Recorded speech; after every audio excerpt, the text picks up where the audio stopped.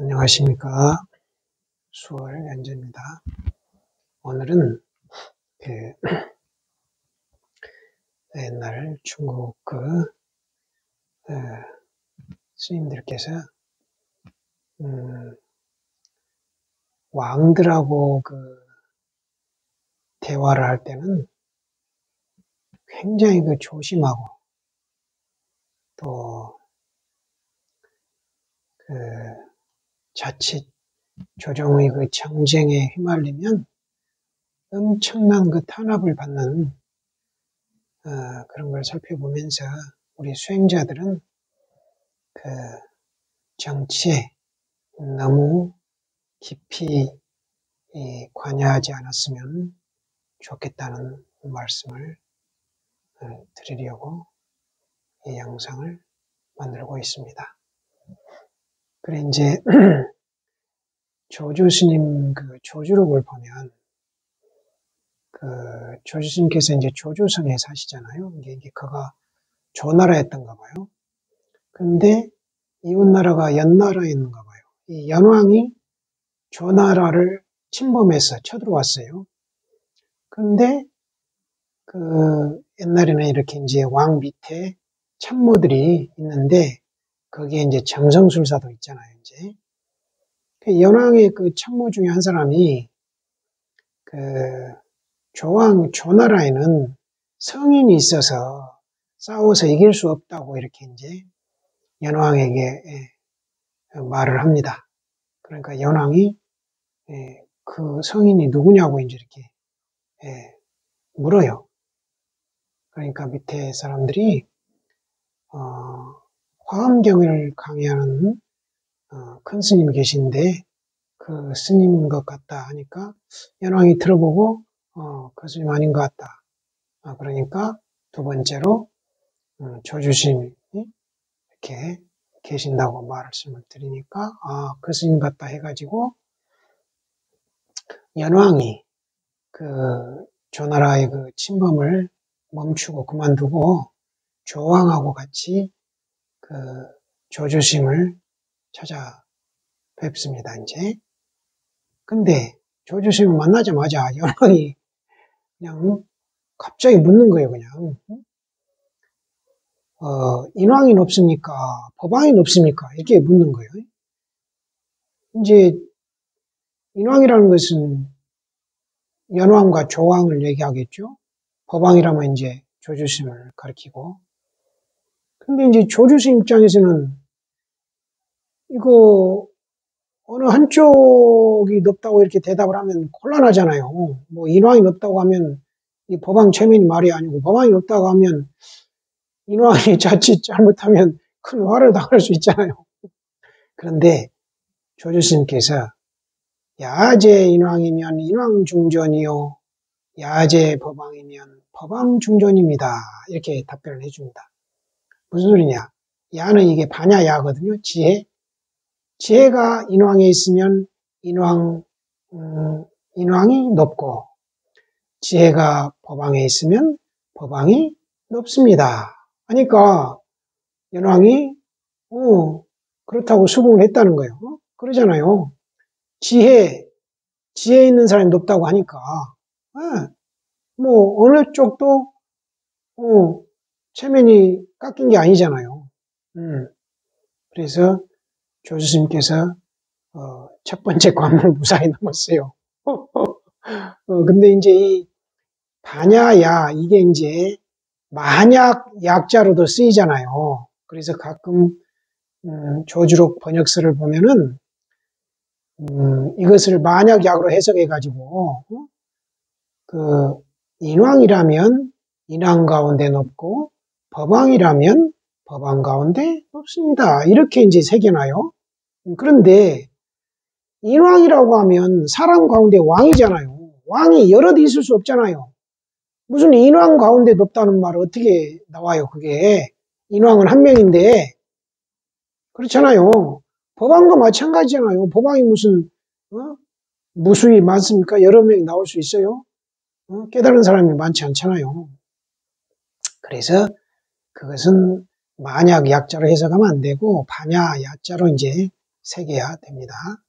예, 이제 그건 그렇다 하고, 그 중국 그 선종사를 봤을 때 정치적으로 이렇게 탄압을 받은 스님이 있어요. 아주 심하게. 그게 이제 대종고 스님이라고 있는데 임재종을 대표하는 선생이거든요. 대종고 스님은 1089년에 태어나셔가지고 1163년에 열반하셨거든요. 그런데 동시대 스님으로 굉지정각 스님이 있어요. 굉지정각 스님은 1091년에 태어나셔가지고 1157년에 열반하셨습니다. 두 분이 동시대 선생인데 대해 스님은 임재종의 법선이고 이 굉지 스님은 조동종의 법선입니다. 그래서 두 스님이 이제 두 종파를 대표하는 선생이셨는데 이 시대가 중국의 남송 시대였어요. 남송 시대는 마침 그 금나라가 이제 일어나는 시기여가지고 자주 남송을 침범해서 괴롭혔던가 봐요. 그러니까 조정이 이제 주전파, 싸우자는 파하고 주화파, 그냥 화친을 맺자는 파하고 나뉜 거예요, 이제.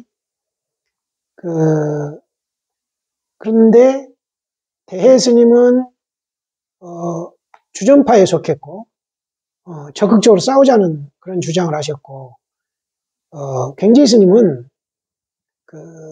평화롭게 지내자 이렇게 하는 그 주화파를 지지하고 수행자들은 그냥 수행에 전념하자 이렇게 이제 문도들한테 이제 그렇게 지도를 했다고 그래요.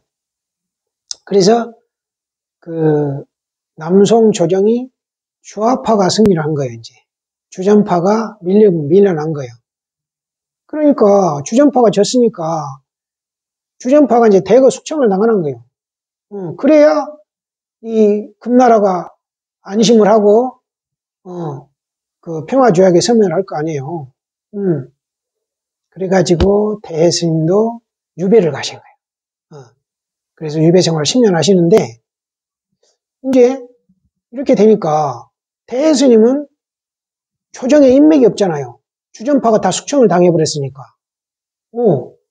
그러니까 대해 스님을 사면시켜달라고 이렇게 그 조정에 그 소를 올릴 사람도 없는 거예요, 이제.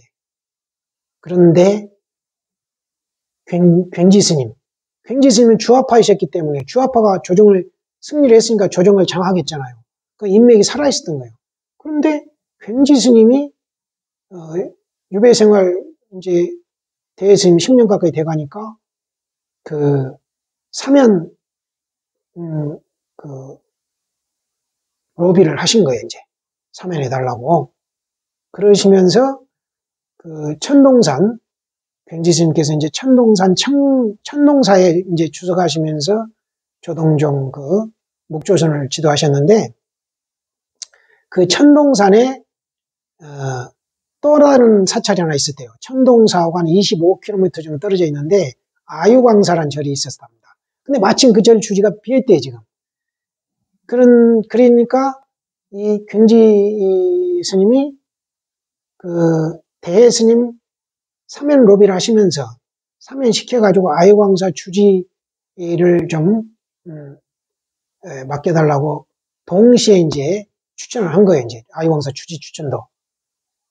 그래가지고 역시 굉지 스님 그 파워가 있었던가 봐요.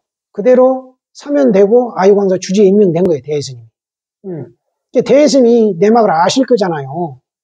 그러니까 아유광사 주지로 부임하면서 백퇴사를 맡아달라고 부탁을 합니다. 굉지선사한테. 이 백퇴사라는 것은 굉장히 덕이 높은 그 스님이 맡게 돼 있거든요. 옛날 부처님 시대부터. 그러니까 한마디로 증명법사인 거예요. 이 오늘의 주지가 이 절을 부임한다는 걸 증명하시는 그런 스님이니까 굉장히 중요하고 또 아주 법이 있는 스님들이 맞는 것을 이제 관례로 하고 있거든요. 이제. 그러니까 굉지 스님이 흔쾌히 수락을 하고 와서 백태사를 맡아 주십니다. 그래서 이제 대해 스님하고 이제 정각 스님이 이제 잘 지내게 되죠. 근데 그 전에 이 대해 스님 유배 생활을 하실 때 이제 굉지 스님은 천동사에 머물면서 묵조선을 새롭게 이제 제창하고 지도를 하셨거든요. 묵조선. 근데 대해 스님이 이 묵조선을 공격을 하셨는데 어떻게 했냐면은 캄캄한 귀신굴에서 뒹굴면서도 아무 일도 없다고 태평가를 부르는 멍텅구리들이라고 이렇게 비난을 하신 거예요. 이제 그러니까 이 굉지선사 그 문도들이 아니 우리를 그렇게 멍텅구들이라고 이렇게 비판하고 묵조산이라고 공격한 스님을 어떻게 도와줄 수 있습니까? 그러니까 굉지선사 말이 재밌어요. 아니 그게 사실이지 않냐고.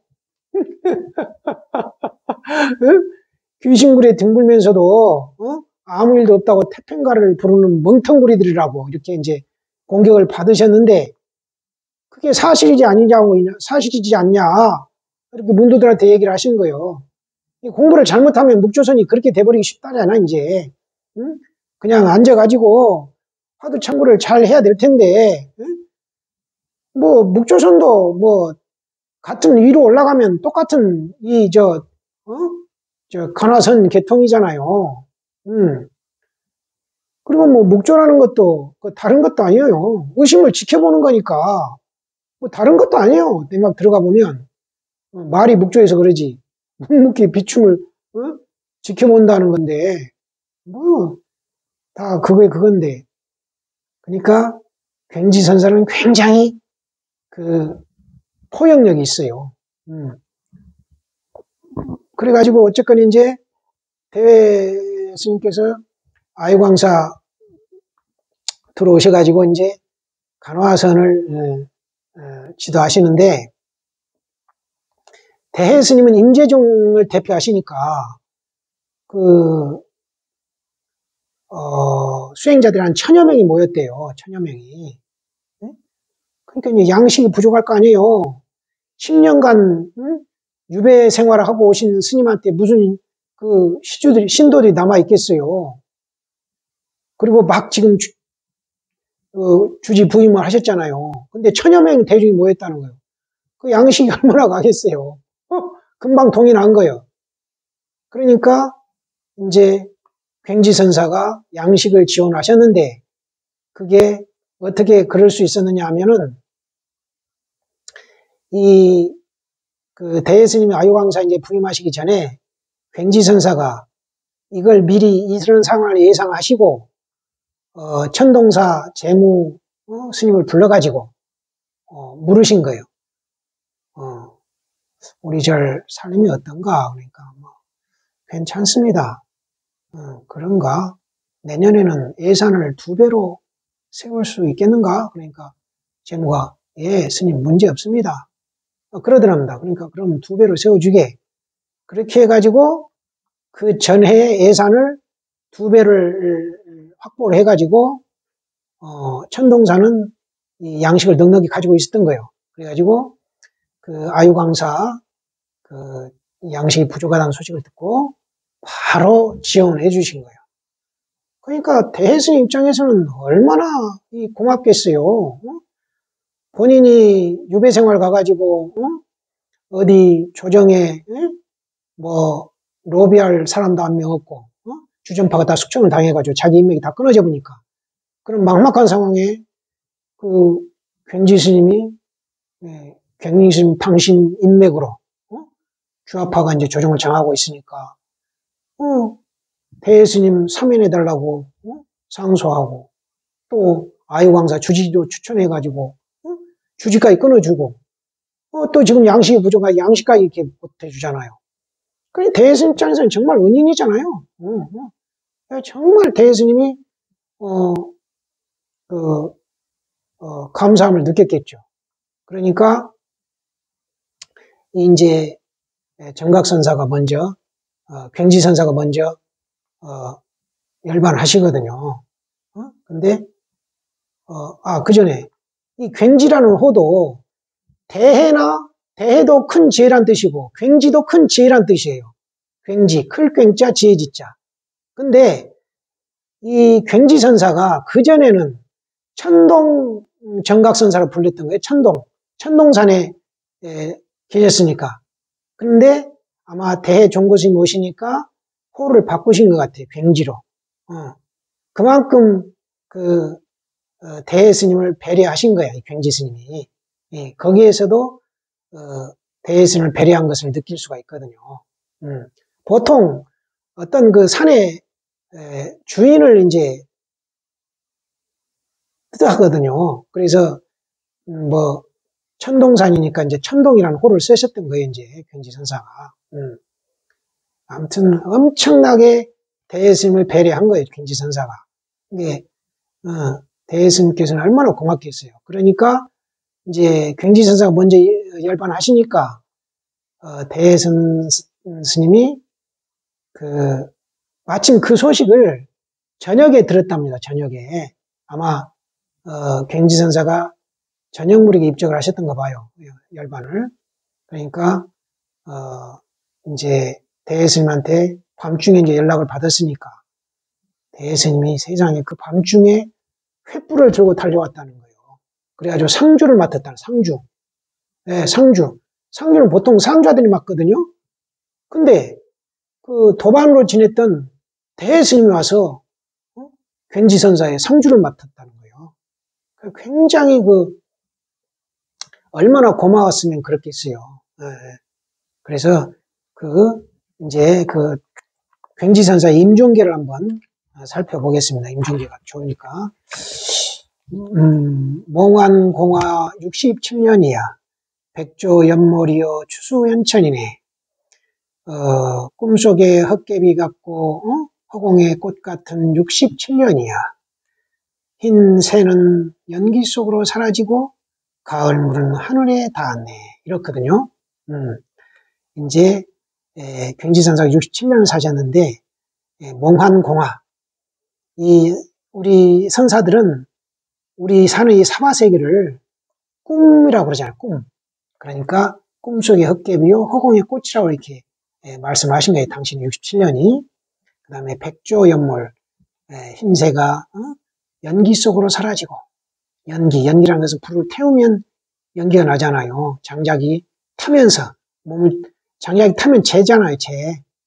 아주 멋진 표현을 해놓으신 게 당신이 임종 무렵이니까. 추수연천, 가을물이 하늘에 닿았네. 이것은 가을에 이제 멀리서 수평선을 볼 때 하늘과 맞닿잖아요. 그걸 지금 멋지게 표현해 놓으신 거예요. 거기에 불교 진리가 담겨 있고 우리 굉지선사의 경계가 들어 있는 거예요. 네. 그 다음에 이제 보면은 한 6년 정도 뒤에 이제 대해스님께서 열반하시거든요. 근데 대해스님 임종계는 좀 재밌어요. 이게 대해스님 이제 임종이 가까워오니까 문도들이 이 대해스님께 임종계를 이제 요청한 거예요. 그러니까 아니 지금 임종을 앞둔 스님이 몸이 좀 불편하실 거 아니에요. 근데 임종계 달라 하니까 짜증이 나셨던가 봐요.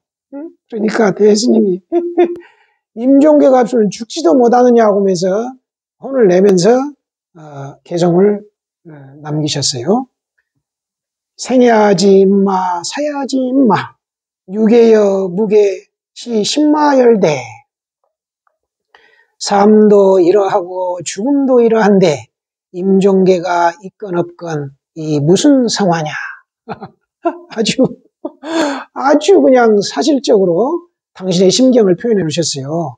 삶도 이러하고 죽음도 이러한데 임종계가 있건 없건 이 무슨 성화냐. 이러하다인데 들어있죠. 다 이러하다. 네. 자, 근데 이제 오늘은 우리 수행자들이 아주 정치를 조심해야 된다. 정개하고 자칫 잘못하면 예상치 못한 엄청난 그 탄압을 받을 수 있다. 고통을 받을 수 있다. 그러니 우리 수행자들은 그 정치를 적당히 선을 지키면서 유지를 해야 된다. 이런 말씀을 드립니다. 감사합니다.